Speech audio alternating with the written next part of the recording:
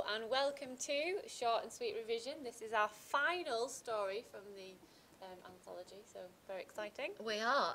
We've added a little address here for our Twitter feed. Our Twitter name is Ask You and Fern. Please follow us. We won't follow you back, but we will be putting links to revision sites on there. And subscribe to our feed here on the Short and Sweet revision site as well. That'd be great to have as many subscribers and followers as possible. Yeah, and we've got to say a big thank you to all those people that have given us some comments or asked. We're going to do our best to put out as many revision videos as possible. But yeah, we hope they're useful. It's getting close to the exams now. May is here, and we know the literature exam is coming up very soon. We will be doing videos on the poems as well from the anthology, so look out for them and we'll let you know when they're going to be uploaded onto YouTube. Yeah, brilliant. Should we make a start on this week's story? Here we go. It's something old, something new by, are you ready for this? Layla Abu Layla? Yes, apologies if we are not pronouncing that correctly. Not the best with that. Okay, so what we're going to be doing today is revising the key features of the story, and again we're going to apply our knowledge to an exam-style question using peel paragraphs. Okay, getting used to this now, I think, and I think a lot of people are finding it quite useful as a revision guide. So let's work our way through this one. All right, so we'll do a quick warning. Actually, this is going to be a little bit longer than a normal video, so please just bear with it. It's just because this short story is actually quite a long story. Yes, it is quite long. And like we've said before, you need to make sure that you read these stories more than once. My group yesterday, when we were reading and working on Anil, were confused by who's who in the story. Yeah. So you need to know, you need to be comfortable with who you're writing about in the exam. Yes, make sure you read it through a couple of times. That's right. Okay, let's get going. So the plot summary. This story begins with a man, well, it doesn't begin with him, but a man from Edinburgh meets a lady from Khartoum, which is in the Sudan, at the African continent, and the man travels to meet her family. So the beginning of the story is him stepping off the plane in the Sudan, and they're arranging a marriage. Okay, and a dowry has been paid, which means money has exchanged hands, which was as expected from their culture. That's right. At the beginning of the story, we begin to we begin to wonder what their relationship actually is, whether they are friends or we assume kind of boyfriend and girlfriend, don't we? Yeah. But there's, with that I mustn't kiss you, no, she laughed, you mustn't, kind of, we know then that it is, they are in a relationship of some kind. Yeah, I mean, straight away at the beginning of the story, we do have all these questions, don't we? This reported conversation here of, did you have a good trip? Are you hungry? And from this, we get to pick up that there is some sort of cultural differences, because he says stuff like, I mustn't kiss you. That's right. So you begin to think, well, is there something in the culture or that they are not allowed to kiss? Or, and we find that out, don't we, when the family are there all the time. Yeah, it all reveals itself, doesn't it? Yeah. Her brother is introduced, not by name, but her brother is introduced fairly early on in the story. And the way it's written, where it says he was lanky with a hard done-by expression, he looked irritated, makes me wonder if we're meant to like him, and I don't think we are meant to like the brother early on in the story. No, okay. But we're going to go into this in more detail, but again, as usual, let's have a little look at the author. Okay, so Layla Abu Layla was born in Cairo. Now the interesting thing here is that she's actually grew up in Khartoum in Sudan, and she married someone from Aberdeen. And so herself, she almost is reflected, her journey is reflected in the story almost. That's right, the place is Scotland and the Sudan. Yeah. And she found comfort in writing about her homeland, and that keeps her link, I suppose, right, setting her story in. But setting in place is so important in this story. It is. And, it's so descriptive, especially in the Sudan. So perhaps this is reflected about her wanting home comforts almost. And our question at the end is to do with setting today, isn't it? The last question. Yeah. Also worth noting is that she talks about geographical and cultural displacement. Now, Miss, shall I ask you a question here? What does displacement mean? People who have moved or been forced to move from one country, usually their home country, and they're displaced, so they've gone somewhere else. Yeah. Refugees, I suppose. Yeah. And link it into this cultural displacement. Again, it's moving into a different cultural setting, different ideals, different beliefs, and we see this first of all her in Edinburgh, Yes. and him coming over to the Sudan. Yes. Yeah. And we don't hear about her time in Edinburgh, though, really, No. do we? It's more his, you know, the how he reacts and changes to life in the Sudan. Yeah. And again, the bottom line here that we've highlighted, the stories in the collection are concerned with intercultural love and marriage.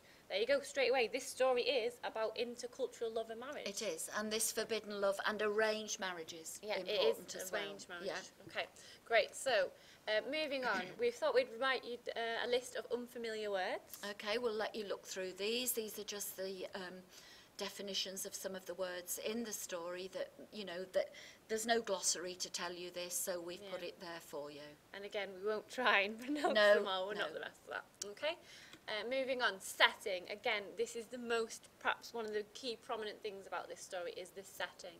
So it's set in two very different locations, the Sudan and Edinburgh. And as you can see, just looking at these pictures, very it's different. very different. Yeah. Straight away you pick up on things like the weather, the heat, obviously the housing, just looking at that. Yeah, everything is different, and it's very, very flat. He says, doesn't he, at one point about sand drifts, and it's very, very flat. Whereas in Edinburgh, the most famous point is, what's it called? Is it Arthur's Seat? Which is the hill that a lot of people go up to give you a fantastic view over the city of Edinburgh. And the castle's higher up as Yeah, well. So yeah. Okay, and again, if we're thinking about time and place, we have flashbacks for Edinburgh. So Edinburgh is in the past, and he is presently in Khartoum. In Khartoum. That's in right. Sudan. Good. And Khartoum is a very, very busy place. Yeah. And we see that at the bottom of page 41, where it says, when he's in the car, it was like a ride in a fun fair. The windows wide open.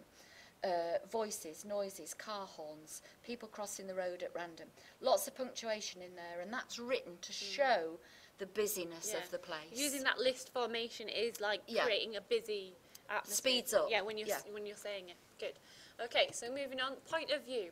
So the point, who is telling us the story? Who's the voice? It's written in the third person narration, and we thought from the man's perspective. Yes, I think it's through his perspective. We're told about her, but it is more his story. Yeah, I mean the first line, here we go, short sentence, straight in there, her country disturbed him. I think that's very fair. As an opening sentence, that really does, you want to, you know, the questions you want to ask, why, what country, who is she, you know, what is the relationship? What is the story about? Yeah, why is he disturbed? Yeah. And then moving on from that, and we're kind of jumping around a bit, but the fact that he's talking about a human bone. The country disturbed him, human bone. We've got these strange references right at the beginning, which it's hooking you in there, okay, and leaving a little bit to the imagination. It's a good opening because the landscape is mentioned, the landscape of Khartoum is mentioned straight away. Yeah. So it's obviously, I think if a question comes up about setting, this could be quite a good one to do because, Definitely. Okay. Character. So again, characterization, you need to think about physical description, dialogue, action, and the comments from the author. So the main characters within this story, we have the man who we have... Scottish? Yeah, but we have no idea what his name is. No. Woman? Yes, we don't know much. Well, we're told a little bit about each of them, but not really they're not really developed as characters, and I don't think that's what is meant to be in this story. It's what happens to them and the difference in the cultures that's important here. It's not about their names. And then we've got the brother. Yeah. Miss, you've already mentioned the brother who perhaps we're not supposed to like. You know. I don't think we are supposed to like him, but towards the end, I think you perhaps do like him a bit more, but you have to kind of think that the brother is following his customs, his traditions. Maybe it's not like him, maybe it's understand him more. You understand him rather than... Yeah, you don't have to like, I suppose, but usually when you're reading something, you do form an opinion of those characters. This next one's interesting, the uncle who sings the cricket song, and he looks like Bill Cosby. People might not know who Bill Cosby... Do you think people will know who Bill Cosby is? When I was teaching at my class, I thought about doing an impression, but I don't think I should. Can you do an impression of Bill Cosby? Well, No, you don't can do that. Google Bill Google Cosby and see. It was very then. funny. Very Okay. funny. Okay. Yeah, so he's the uncle, and again, we've got lots of people mentioned within the story. What was it? Aunts, cousins. Groups of people, yeah. isn't it? Rather than have, and that I think that adds to the busyness of the place Yes. itself. That everybody congregates in one house. Yeah. Or the brother's flat for the Yeah. wedding, and everybody's there. Nieces, nephews, aunts, uncles, everybody. And I think it also highlights the difference between their cultures. I mean, a bit later on, when he finally meets her and he goes round to their house, and when he finds that they live in, he talks about how, she's never had a desk, a packet of biscuits, because they've been living in this family unit, which is perhaps very different from between him and his mum and his dad. And it's funny the way they're described, like the uncle's in an old string hammock in the corner, snoozing, and or eavesdropping. Or eavesdropping, so it is. It's a very, very different life for him. And the reference to the Godfather, when they go out. Oh, yes. And they're walking in the hills, and he felt like he was in the Godfather, because apart from the etiquette of the fact that they can't be alone before they're married, it's also the sheer amount of family that are involved in this. Yes, everybody's involved. Yeah. And that's how it is. Yeah. Yeah. Okay, shall we go on to the next one? We'll go on. So, symbolism and interpretation. Something old, something new. I bet most of you have heard that somewhere, isn't it's the saying at a wedding when the bride wears something old, something new, something borrowed, something blue. Yeah. So quite a fitting title. And you need to consider the title of these stories. Yes. All of them, actually. What is the importance of the title? Yeah. What is the importance of the opening and the ending? Do they link back? To the title. And obviously, something old, something new, in terms of the wedding, is meant to represent the bride having something from her old life and taking it into a new life. And again, this relationship is about them coming together as something new. And it is something new, not only because they are from different worlds almost, aren't they? And it is something new. I like the way the Nile is described, Yes, the Blue Nile. I do like this bit. But, I mean, it is beautiful, but he noticed that the river's flow was forceful, not innocent, not playful. Any river, I suppose you could apply that to any river, but the Nile always seems to be this gentle flowing river. But he's surprised by its force, by its, it doesn't look quite as peaceful maybe. No. As and the important thing with the Nile is that they have two very different perspectives about the Nile. She's described as she was proud of her Nile. Her Nile, she says it's hers, yes. Around line 47. Okay, and the Nile, obviously we know, is a very famous river. It's almost like their landmark. Do you know, like in Edinburgh, you'd have the castle, you'd have, things like that. And the Nile is something that represents the Sudan, and she is proud of that. And it's their lifeline. I mean, everything would come to on the Nile. Right, read between the lines now here. Could this represent their culture, their background? She's proud of the Nile. This is her homeland. This is where she comes from. Okay, whereas he sees that it's not innocent or playful or false. He's cautious. He sees perhaps the hidden dangers to the place. I think he does, because as soon as he gets there, he's frightened because the car windows are open, and he's afraid somebody's going. And then of course later on he has his rucksack slashed. Religion, Miss, as well here. I mean, it's the theme of religion is throughout the story. And he's a convert to Islam. That's very important. We haven't mentioned he is converted. So yes, while in Edinburgh, he converted. Yeah. So that is really important, because he was Catholic. So she asked him at one point, "Do you believe in God?" And yes, he does. And for him to convert from Catholicism to Islam is a big storyline, isn't it? In this story.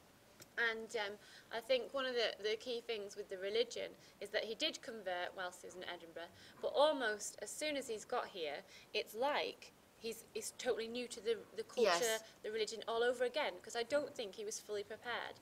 And I like the opening, if I refer back to it, I really like this opening, when it says, "and now walks through a blaze of hot air from the aeroplane steps." I almost feel like, when you open an oven and a blaze of hot air hits you in the face, it's like he stepped off the aeroplane and everything has just, wham, hit him in the face. Everything's Culture, changed. religion, everything. Yeah. Okay? And he was not prepared for this. No. All right. Right, okay, you may have noticed a slight pause just then. We're having to splice 2 videos together because we've gone over 15 minutes. Right, let's continue. So the next slide is setting. Now, as we've already mentioned, setting is very important. Now, I've put a quote here for you, Edinburgh. It was windy. And he talks about how they went up to Arthur's Seat, as you've already mentioned, Miss, on a windy Edinburgh day. And the thing that he noticed is that because her hair was covered, she looked neat, slightly apart from everyone else. Now, I think if we read between the lines there, what could that suggest being slightly apart? I think, well, I mean, my interpretation, I think it's that everybody that's up there feels the wind in their hair and feels their clothes being blown open, their coat blown open, or, you know, and it's that kind of being up there, the wind is part of it, and he feels different because it's not happening to her. Yeah, perhaps. but which again, could that reflect the difference within in their cultures? Culture, yeah, it does. Religion, etc. Yeah, different. Again, we have this one. Yeah, we mentioned this earlier. It's right from the very beginning of the story about the bone-coloured sky, a purity in the desert air, the bareness, and it's flat and it looks very barren and very well, this coloured, bone-coloured sky. Very vivid images. Yes, it is. It really sets the scene. And also, I think something else I didn't link in before. We talked about the Nile. Interesting that we have the Nile calf in Edinburgh. We've got yes, a link it is. between yes, the two settings, haven't we? She Nile might calf. have gone to work there to, you know, get the job there, thinking it would be a reminder of home. It probably, yeah. So it's a link between the two. But really, look for what is the meaning. These two places, Edinburgh and Khartoum, do they reflect these two different people, different aspects? Think about that. Okay. Themes, Miss. Yep, themes. I think we've talked about quite a few of these already. The religion, the crossing of boundaries between the religions, the social order, the power. I mean, it's clear that when the uncle dies, the men are kept separate to the women, and she is kept apart from him, isn't she, as well? They have no contact, do they? No contact at all. So the social order is that it's, you know, the men run things, and the women, you know, they do their jobs. Like when the uncle dies, they are the ones there preparing him to be buried. So lots of differences between culture and tradition. We have the gender differences, and we have the arranged marriage theme as well. Yeah, and I think one of the key things to remember is that throughout it, I don't know what you think, Miss, but it almost seems like although he's adopted this culture and this tradition, it doesn't quite sit well with him. No. There's a feeling of uneasiness, especially when we talk about the exchanging of money with the brother. Yes. Okay, he talks about how he was on a street corner.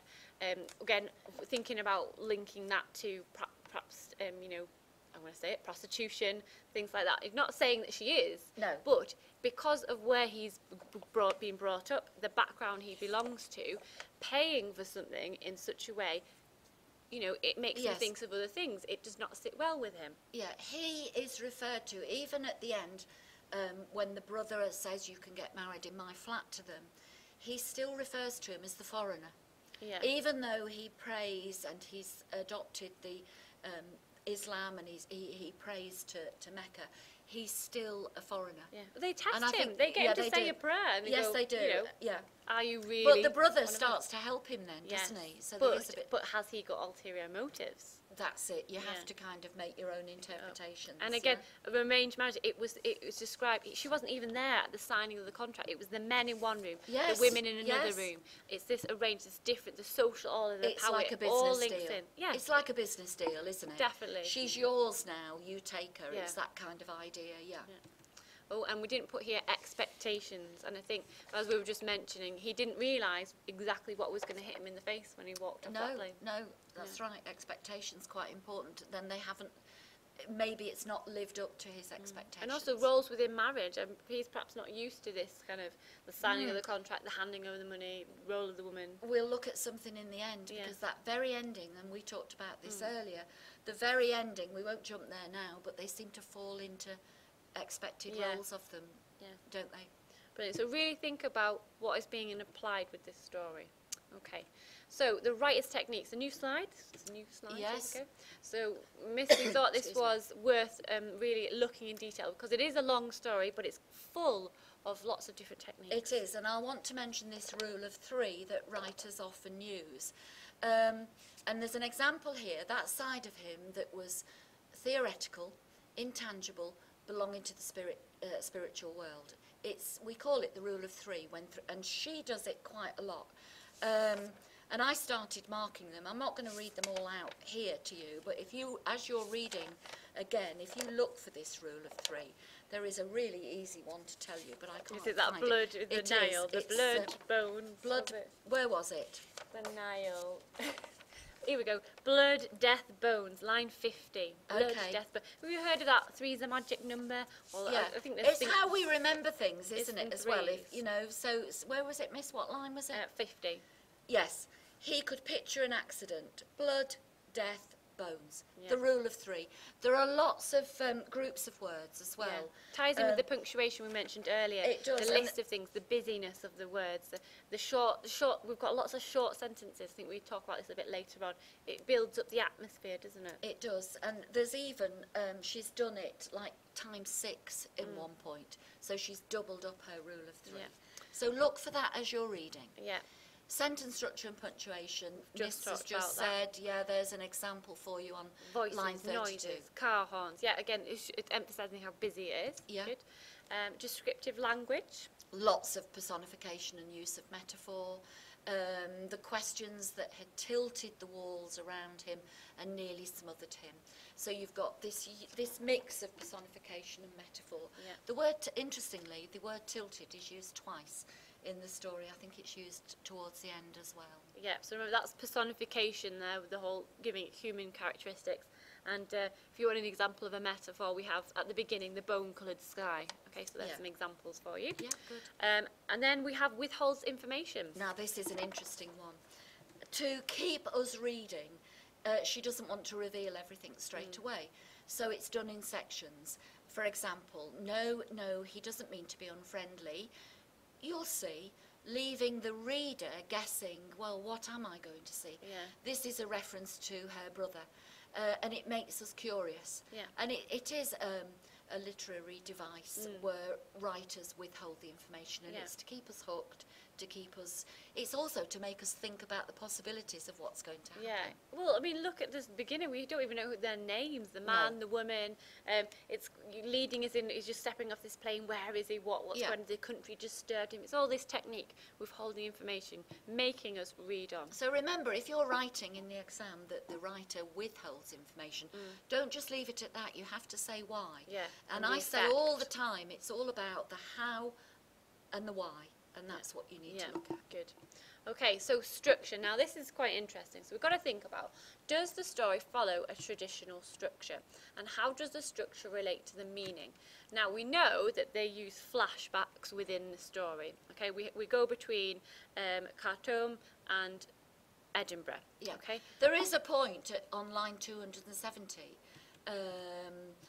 mid-morning in Gam Huraya Street, which Yeah. could almost be, you know, where is that? Is that in Khartoum or is that in Edinburgh? And when I reread this story Yeah. last night, ready for doing this, I had to really think about where that was. Yeah, so we do have this mix You of need, place. yes, you need to kind of see where the each section is. Yeah, I know. If we think about our traditional story structure, the denouement, so the introduction is where we learn about characters and setting. Now, right at the beginning, we're in the Sudan, and we do learn about the setting, but it is not until we flash back till Edinburgh that we learn a bit about the character. And I think almost all the way up until the climax, we have this split story Yes, going on. split narrative kind of almost So we going have through. the Edinburgh and we have the Sudan, and it moves on, and it's a split rising action of what's going on in Edinburgh and what's going on in the Sudan. And it's not until the climax, it's not until the wedding and the coming together of these two people around there that we actually just have one sort of narrative there. We're only in one place. Okay, so all the way through we have this split place until the wedding, and they come together. And if we think about back to what can the setting convey about meaning, again, the coming together of these two people, these two cultures, Yes. these two places. Yes, and I just want to mention this coming together of these two cultures. At the bottom of page 45, I think the story darkens in this section here, because he's referring to his parents being worried about him, and talking about a neighbour, the neighbour's son who hanged himself, drugs of course, and days without showering. And it's this secret plague that targeted young men. And here we've got this kind of real reference to unemployment, drugs, depression, the underworld that throbbed and dragged itself parallel to their active middle-class life. So this is where our kind of the way people live comes into it. And I think that's a really dark section of the story, actually. I think it exposes him, exposes him as a quite a vulnerable young man, and he was clearly searching for answers. That's right. I've got to just say, we've just had flash onto our computer screen here that our computers were about to close down. The technicians in school closed them down at a certain time. So that quickly, we've got to keep it going. Nothing to do with the story. Okay. No, so I think he's quite a vulnerable young man, and he was searching for answers, and he found religion, this new religion. He became a Muslim. And obviously he's come across, he felt probably quite vulnerable when he was in this new cultural, new place. Do you think kind of Mrs. had a bit of a breakdown at some point in his life? I mean, the words loser and failure and things like that were referred to him earlier on in the story. So he's changed himself. It's like he's reinvented himself, and he's embraced Islam. And I think he wants a Muslim wife now to complete this change in him. But then even so he's feeling more confident, he's becoming one of the family, he's accepted, he marries the woman, but right at the end he says, feel sorry for me. So do you think he actually wants to lose this vulnerability, this, you know? I don't know. That's an interesting point, actually, because at the end of the very end of the story, where he said without thinking, it's been rough for me these past days, please feel sorry for me. When I first read that, I thought, why is he being weak? Why? I know, it it's sounds supposed like to be quite a tender moment they're sharing together, but he's made it about himself. Yes, and she says, I do, she whispered, I do, which of course is the, you know, in the marriage service here, which is completely different to how they marry. That's like her saying, I do. I think she's fallen into the place as his wife, and has he fallen into the place of the male? Of her culture. Because his life now has got to be that he's got to be with the men when something happens, where there is, if somebody dies again, he knows his role now. He's got to go with the men. And so it's very, I wasn't sure about the ending of this story, because I think it can be interpreted in different ways. But again, really worth focusing on is this repetition at the end of I do, which again, a very Western, when we say Western, I do, cultural wedding thing. Do you like these two characters when you read this story? I don't think reading the story at any point I felt any sort of I wasn't drawn to either of them. It was I was more interested in the place and the situation. I think I was in the beginning hearing about his life and how he wanted to be a doctor, but he failed. And he's you know, everyone, he had this loser and failure and didn't make it through medical school. I wondered if we were meant to empathise with him there, and I did, I suppose, a little bit, but then that soon went.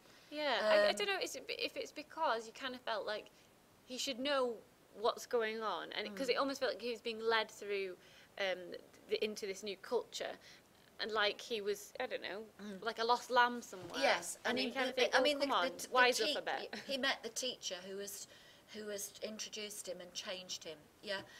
Should we move on a little bit here? Anyway, we're running out of. But again, we're going to leave you with a exam-style question. So, how is setting presented in Something Old, Something New? You need to write about what the setting is like and how the characters respond to it, and how Abu Layla uses the setting to reinforce the ideas in a story. Now, we should have given you lots of ideas for this. Think about all the techniques, the language, etc. Yes, so have a go at answering the question.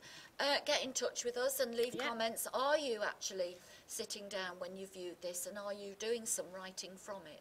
What you know, we're not saying that's what you have to do, but it's useful now. The exam's only a few weeks away. So watch out for our next videos on the poetry. Yeah.